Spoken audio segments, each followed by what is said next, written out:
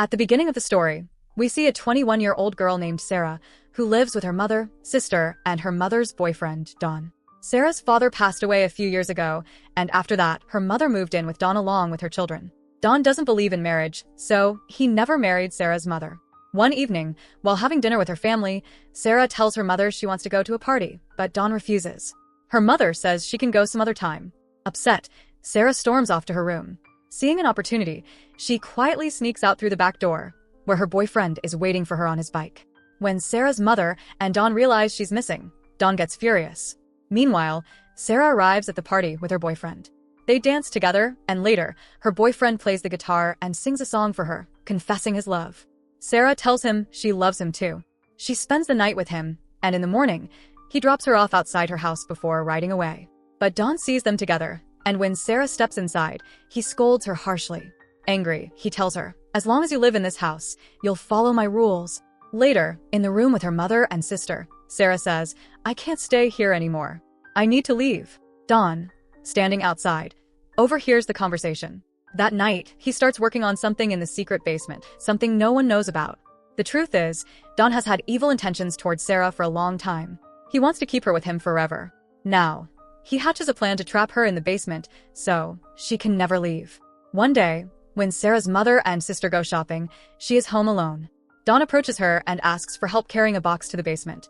As they move forward, Don opens a hidden door leading downstairs. Sarah is shocked. She never knew about this room. Don tricks her into stepping inside, pretending to adjust the box, and suddenly locks her in. At first, Sarah doesn't understand what's happening. She bangs on the door, screaming for help, but Don shows no mercy and walks away. That's when Sarah realizes she's truly trapped with no way out. When she looks inside the box, she finds her clothes and other essentials. Don had planned this all along. She screams for help, but Don had soundproofed the basement to ensure no one hears her. Desperate, Sarah tries opening the digital lock, but as soon as she touches it, the lights go out, and the ventilation stops. She starts struggling to breathe. Meanwhile, her mother and sister get worried when she doesn't return home. They ask her friends, but no one knows anything. The next day, Sarah tries the digital lock again, but just like before, the power shuts off, and she gasps for air. Soon, Don enters the room. Sarah lunges at him and tries to escape, but there's another locked door outside the room. Don grabs her and forces her back inside, warning her, "If you listen to me, I might let you go." But when she refuses, he assaults her and leaves. Now, Sarah is imprisoned like a captive. She's forced to use a small container as a toilet. She cries, screams, and struggles, but every attempt fails. A week passes, and there's still no sign of her. Finally, her mother files a missing person report. Police officers arrive at the house and question Don. He lies, saying, Sarah always wanted to leave and travel. She wanted to work in Florida. Maybe she went there. But Sarah's mother doesn't believe him. "My daughter wouldn't leave without telling me," she insists. The officer replies, "Sarah is an adult. If we find any information, we'll let you know." Meanwhile, Sarah's life becomes worse. Don visits her every day. When she resists, he beats her mercilessly. Over time, she has no choice but to obey him. Days turn into weeks, then months. It's been 21 days since Sarah was locked up. One afternoon, while Don is working in the garden, Sarah's boyfriend arrives, asking about her. Don lies again, saying she ran away with another guy. Heartbroken, her boyfriend leaves. A year passes. Sarah's condition deteriorates. Today is her birthday. Don brings a cake and forces her to wear a red dress. Don forces Sarah to wear the dress. Even though she doesn't want to, she cuts the cake while wearing it. Don then asks, "What gift do you want for your birthday?" Sarah replies, "I want freedom." Don laughs and says, "Your time hasn't come yet." Sarah then asks for a TV. Don smirks and says, "For that, you'll have to make me happy." She hesitates and asks for a watch instead. This time, Don agrees but tells her to come closer. Days pass, and Sarah secretly crafts a weapon from a food can, planning to kill Don and escape. But when she attacks, Don easily overpowers her, beats her mercilessly. She is left helpless, trapped in this nightmare. Time passes, and Sarah realizes she is pregnant with Don's child. Months later, she gives birth to a daughter in the same basement, without any medical care. Don is disappointed at the sight of a girl, but Sarah, despite her misery, cares for her child. Years pass. Sarah has spent 4 years in captivity and is now pregnant again. Meanwhile, her mother is still searching for her. Remembering that Sarah always dreamed of working in Florida, she travels there but finds no trace of her. Back in the basement, Sarah has learned to survive in captivity, though thoughts of escaping never leave her mind.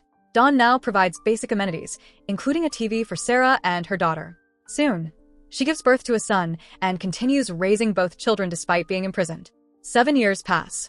One day, Sarah's daughter falls seriously ill with a high fever. Desperate, Sarah begs Dawn to take her to a doctor, but he shows no mercy. He gives her some medicine and leaves. Meanwhile, Sarah's boyfriend still hasn't forgotten her. One day, he asks her sister about her and learns the truth. Sarah never ran away with another man, as Dawn had claimed. Sarah's sister reveals that Dawn has been mistreating their mother, which is why she rarely visits home. Suspicious, she tells her mother that Dawn never treated Sarah well and might have done something to her. Determined, Sarah's sister confronts Dawn in front of their mother, demanding to know where Sarah is.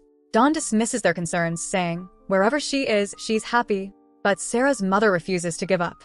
After failing to find her in Florida, she hires a private investigator. Hearing this, Dawn becomes furious and storms out of the room. In his rage, he accidentally drops the basement key. Sarah's sister picks it up and secretly heads to the basement. As she looks around, she notices a hidden door. Before she can investigate further, Dawn arrives, snatches the key from her hand, and forces her to leave. More time passes, and Sarah gives birth to her third child. Unable to care for all three alone, she convinces Dawn to give the newborn to her mother.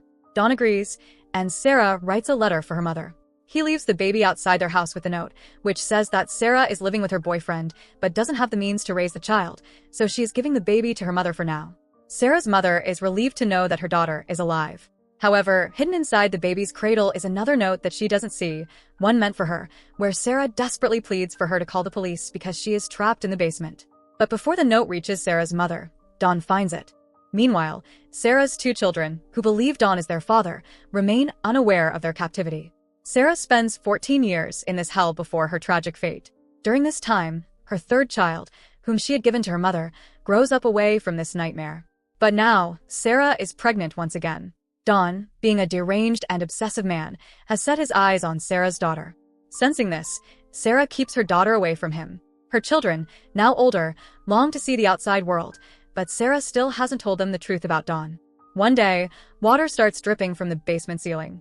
Sarah realizes the ceiling above is weak. She begins digging at it with a spoon, hoping to escape. After a long time, she finally creates a small hole. That night, she flashes a light through the opening, signaling for help. A neighbor outside notices the blinking light and knocks on Dawn's door. Dawn, realizing what's happening, rushes to the basement in a rage. He brutally beats Sarah, causing her to have a miscarriage. Cold and heartless, more time passes and Sarah's children, now growing older, demand to go outside. Frustrated and desperate, Sarah finally takes a risk. She gathers her strength, grabs her youngest child, and runs for her life. Sarah collapses to the floor, overwhelmed with thoughts of her children. She begins reminiscing about her boyfriend, the life she lost, and the years of captivity. Gathering her courage, she finally tells her children the truth about Dawn. "He is not my husband," she reveals. "He was my mother's boyfriend." Both children are shocked. Struggling to process this, they listen as Sarah continues. "He kidnapped me and kept me locked here for years." Her son stares in disbelief, while her daughter, who already suffers from asthma, starts having difficulty breathing due to the limited air in the basement. When Dawn arrives, he quickly realizes that Sarah has told the children everything. Furious, he beats her mercilessly. When her son intervenes, Dawn shoves him aside as well. Months pass. Dawn loses his job and frequently fights with Sarah's mother. Tired of supporting Sarah and the kids, he begins to feel the weight of his situation. He forms a twisted plan to kill the children, but hesitates, unable to bring himself to do it. Time keeps moving, and 20 years pass. For 2 decades, Sarah has known no world beyond this basement. The only people she has seen are Dawn and her children. She longs to breathe fresh air, to feel the sun on her skin. One day, Sarah's daughter suffers a severe asthma attack. She desperately needs medical help. Sarah begs Dawn to take her to a doctor, but he refuses. He knows that if he steps outside with them, he risks getting caught. Sarah pleads with him again and again, promising they won't say anything. Eventually, Dawn gives in, but he locks Sarah's son inside the basement before leaving. Under the cover of night, Dawn takes Sarah and her daughter to the hospital. As soon as they arrive, the doctors rush to admit the child. While Dawn is distracted filling out paperwork, Sarah seizes the opportunity. She tells the doctor everything. A police officer happens to be nearby. The moment he hears Sarah's story, Dawn is arrested on the spot. Back at the house, authorities find Sarah's son and free him from captivity.